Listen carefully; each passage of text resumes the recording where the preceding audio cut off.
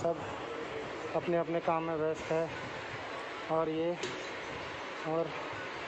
میرے بیڈ کے جسٹ اوپر میں ایک ودیسی پنکھا لگا ہے، جسے دیکھ دیکھ کے ڈر لگ رہا ہے۔ کرونا سے ڈر نہیں لگتا صاحب، یہ پنکھے سے ڈر لگ رہا ہے، آپ سوئم دیکھیے۔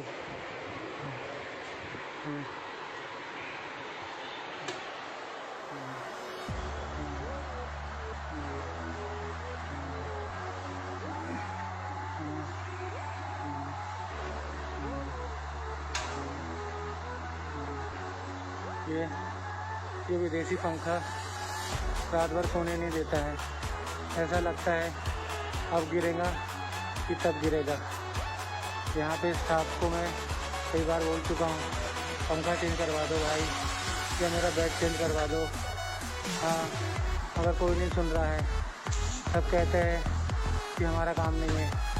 بھائی میں کوئی کروانا پڑے گا کیا چینج، یا میرا بیڈ چینج کروا دو۔ کرونا سے پہلے میں کوئی پنکھا ہی نپٹا دیں گے لگ رہا ہے۔